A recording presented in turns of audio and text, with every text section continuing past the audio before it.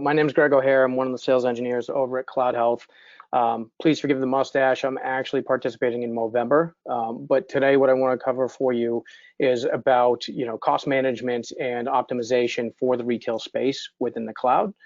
So with that, what I'll do is I'll shut my cam off and then I will switch my screen. And is everyone seeing my screen now? Yep, that's perfect. All right, excellent. So thank you so much, Ron, for letting us have this time, and thank you everybody for staying with me and learning a little bit about CloudHealth.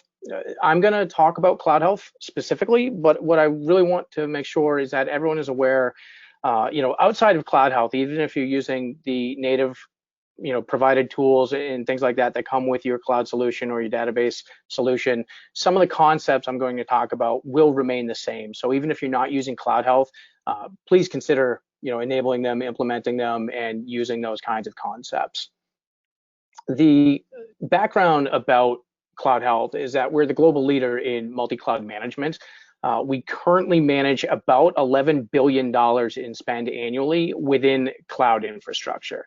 The reason I bring that up is because what we're going to talk about today has been distilled from looking at the patterns of usage, the patterns of optimization across all of our customers. One thing that we have definitely noticed a change in the game as cloud maturity progresses in the industry.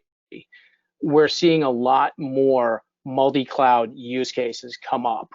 A lot of companies, when they got started, they stayed in one cloud, they committed to one cloud. That still happens, but we're seeing a large uptick in the number of customers that are now using more than one cloud. And it could be a main service versus backup, or it could just be a completely integrated approach. And to the tune that 48% of CloudHealth customers manage one public cloud, but 52% actually manage two or more, and that includes hybrid cloud infrastructure. And then 9% utilize three or more clouds, including hybrid cloud. The CloudHealth platform, even though we're owned by VMware, we are cloud agnostic. So we support managing AWS, Azure, Google. We now offer Oracle Cloud support, and also, obviously VMware Cloud Foundation infrastructure. The thing about the cloud, and some of you may very well have experienced this, is that there's the promise of, hey, you're going to improve your speed of service delivery. You're going to be able to flexibly react to changes in market. We're coming up kind of in prime time for the retail segment with Christmas coming around the corner and things like that. So obviously this is the audience that would know a lot about changing market demand, right? Especially Francois, mentioned about some of the changes in COVID, right? Some stores that were predominantly, in brick and mortar stores are now moving a lot of stuff online and becoming e-tailers, and we're seeing that as well. And improving your customer support or services. I'll just say ditto to everything Francois said, because he did a great job outlining some of the key things that you can implement in your technology to bring about a better customer solution. It could be live chat, could be, more targeted couponing or services or subscriptions and things like that. And this is all true. What we found, though, is that the reality is slightly different than the dream, right? There's a lot of companies that overshoot their cloud infrastructure budget. They'll accidentally expose data or services, and that's something that I'm going to talk to a little bit later as well. And 47%, the reason I'm calling that out, I know everyone can read, but 47% of customers and cloud users are not actually optimizing their cloud workloads. And I feel like retail, again, this is something that resonates with a lot of the retail companies that we work with, especially around this area, right? You're coming up on Black Friday, right around Thanksgiving. You're probably going to do more business than you've done in the entirety of the year. You're going to spin up a lot more infrastructure. And that's great. And you'll be able to handle it. And you'll be able to, massively navigate the huge increase, the huge flux of incoming orders and, things to process. What happens though after the fact? What happens in 3 months and 4 months when you don't have that same level of surge? That's where we see retail I don't want to say get hamstrung, but it's where we see a lot of opportunity for additional reduction in cloud infrastructure footprint, as well as cost savings, because you spin up a whole bunch of stuff to get through it. Everyone's mind is focusing on, let's just make sure service levels are up. Let's make sure that we're available. Let's make sure a product is in stock and that's actually, broadcast across our website or our app or our solution. And then that's what the focus is. So when everything kind of subsides, what happens? We see that very few companies go back and say, okay, the big influx is behind us now. Let's go and make sure that we've tightened, all the hatches. Let's make sure that we've reduced our footprint. That doesn't usually happen. So again, the reality is that there's going to be some overspend. There's going to be breaking of budgets. In the worst case scenario here for me is around, the exposing of data or services.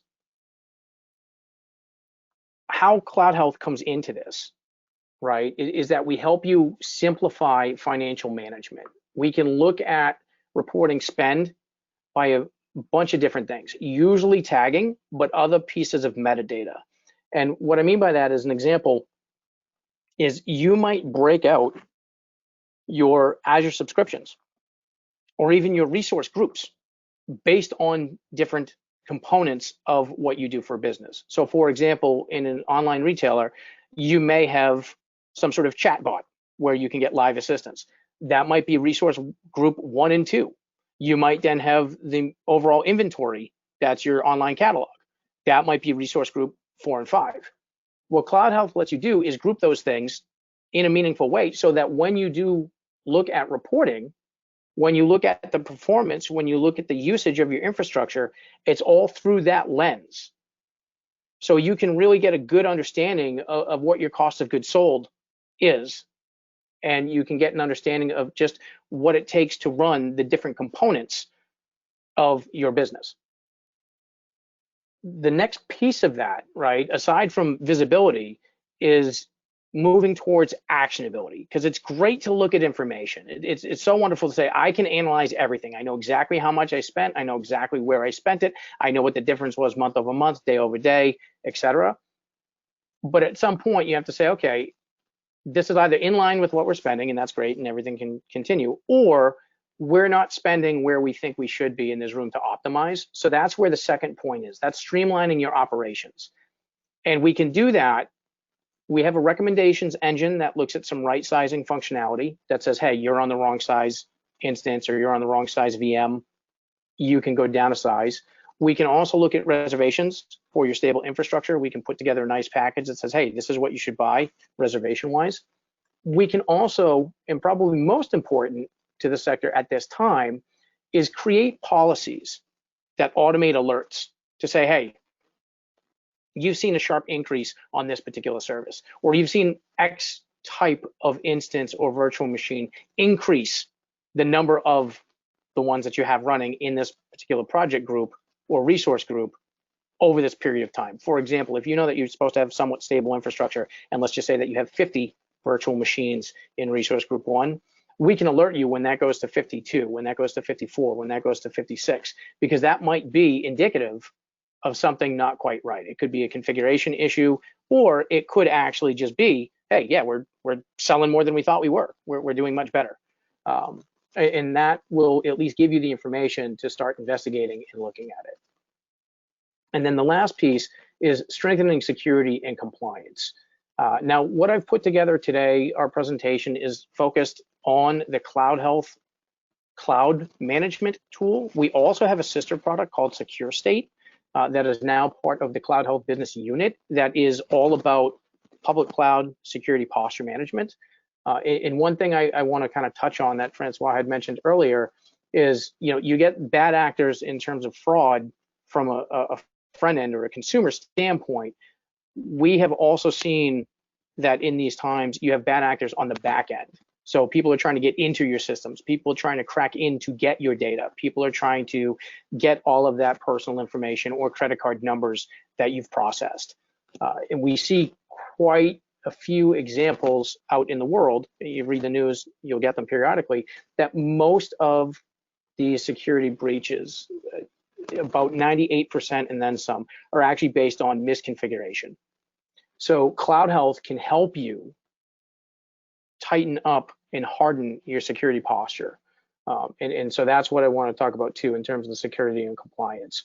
We have security tools in both, but Secure State is really where CloudHealth picks up and then goes on. So again, here's the quick feed information. We can look at IaaS containers. We've got some platform as a service.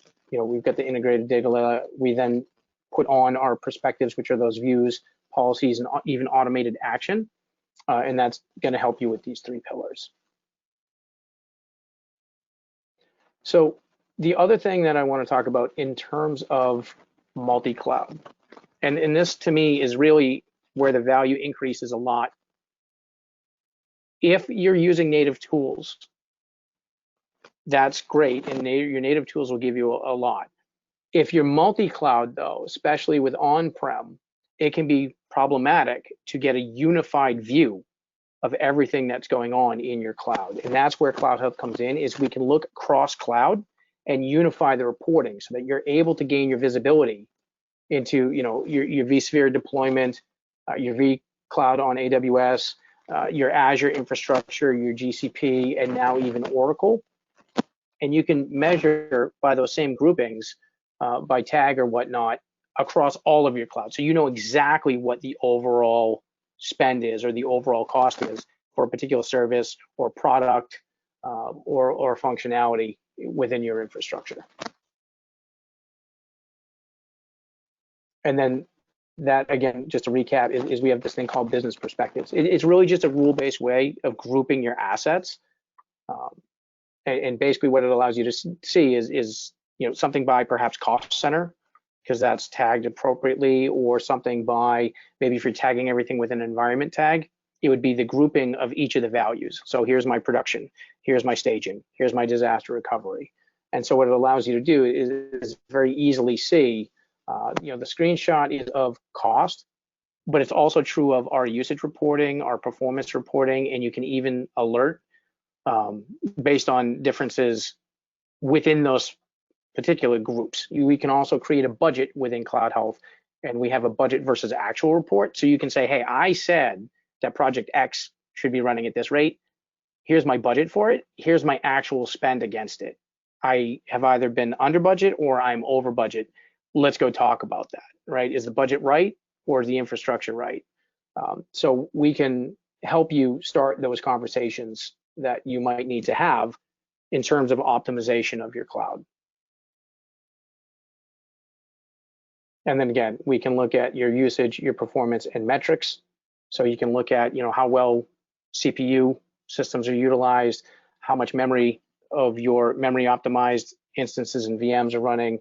Basically, the end of the game is to make sure that you're getting value out of dollars spent. Because with the cloud providers, you pay the same dollar amount as long as it's been running, whether or not you're using 1% or 90% of it. So you really want to make sure that you're getting value to dollar, and that's what our analysis can help you with. We also have right sizing. Again, we talked about that a little bit in terms of optimization. We'll look at what you're currently running. This happens to be a screenshot of AWS infrastructure, but we have it also for Azure. We also have it for Google. We also have it for vSphere machines. And basically what we do is we look at what you currently have. We know what the workload is. We know what the specs are from the cloud provider.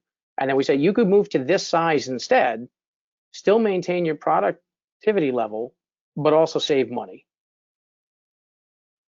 And that's one of the big things here. And then you can also track and report on data center costs. We look at industry benchmarks. So if you're using on-prem still with vSphere, we can help you look at your cost drivers. And I think this was mentioned earlier, we can also even help you from your on-prem look to migrating towards the cloud. So we'll look at compute and storage, and then basically say, here's what it would cost you in AWS, in Azure, or GCP, give you an idea about what it would cost in terms of reservations, and then as an end result, what you'd save with those reservations. So this is great for getting an idea of what it would look like moving your on-prem into cloud. And again, we can help you with this. In terms of policies, this is just one example. So if you have a VM that's less than 10% CPU utilization for 7 days, go and assign a JIRA issue. We can also do alerts. We can also, if you configure it, stop and deallocate VMs. We can also terminate EC2 instances. And there's just a whole bunch of different policies that you can do. But really, the idea is, instead of you having to go into CloudHealth and doing a lot of looking through reports, we can help take some of that. So that's going to free you up to then focus on more things like, hey, has the catalog been updated? Is the live chat server down? Do we need to spool up something else because we're going to have a new campaign for a monthly gift set subscription that we're going to send out?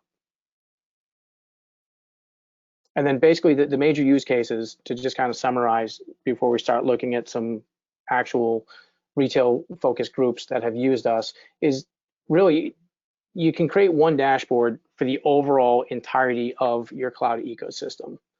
We can look at cost savings from visibility, so you can look at underutilization, you can look at dead or wasted infrastructure, so like unattached volumes, unused app service plans, and things like that. We have migration assessment, as we just saw, which can help you right size and move. And then the last one is to optimize discounts, right? So we can look at automating a lot of the analysis and buying reservations. Will save you a lot of time from a staffing standpoint, right? But also just in terms of you're now paying a reduced price for your infrastructure. So where it all comes in is, some of the use cases that we've seen. So Loblaw, I don't know where everyone is from, but it is one of Canada's biggest, if not their biggest, grocery retailer. They've got over 200,000 employees in over 22 different grocery brands that fall under their umbrella. They use Azure and Google Cloud, so they're a multi-cloud. And basically, they were having difficulty. They really needed a tool that could manage their complex workloads at scale. So enter CloudHealth, and they were basically impressed with how easy it was for CloudHealth to be used. They were very appreciative of the help that they received from our end in terms of our, customer success team, the technical account managers and whatnot, to help with best practices, to help with implementation, to suggest policies that would be helpful. And basically, they even ended up getting some ProServe professional services where we worked with them, and then we implemented a whole bunch of stuff on their behalf to make sure that they got time to value that was really meaningful for them. Because with cloud, everything is, we need it now, and we were able to deliver on that. And just to give you some indication of just what they saw, immediate savings of basically about $760,000 over a 7-month period, and that was just in their Azure environment. That's not even including their Google. So that's one example, right? We basically just help them with their cloud journey. The other one that I want to talk about is Harman. All right, they're now a Samsung company. Basically, what they do is they design and engineer connected products for basically a variety of different things. Most of you probably have used something built and designed by Harman. They're on AWS and Azure. And basically what they were having trouble with is navigating around their cost, especially with the pandemic, right? So they had very, very little visibility. They claimed less than 10% visibility into all their workloads. And that's part of what we see time and again with cloud infrastructure, because you decentralize your deployment. You've got people spinning stuff up everywhere. It can be tough to kind of herd those cats, as it were. So with CloudHealth, they were able to plug everything in and then get that unified kind of dashboard where they could then see all stuff. So they achieved their 100% visibility, which was a huge boon to them. And then because of that, they were able to identify a bunch of unused and underutilized resources that saves the team basically 15 to 20 hours a week of pouring through and looking at the infrastructure from within the cloud provider tools. We kind of brought it all to the forefront for them. And with that, with the changes that they were able to make, they save about $135,000 a month with CloudHealth, which is a little bit over $1 million a year. So those are just two examples that I want to talk about. You know, I want to live everybody's time. I do appreciate everyone here, but the overall idea is whether or not you use CloudHealth, just make sure that you're paying attention to how much infrastructure you're actually utilizing. Keep cycling back and making sure that you're shutting off what isn't being used, especially in a consumption model where you only pay what you use. You know, don't pay for what you're not using. And so all have a great day, and I really do appreciate you taking the time out to spend some time with me.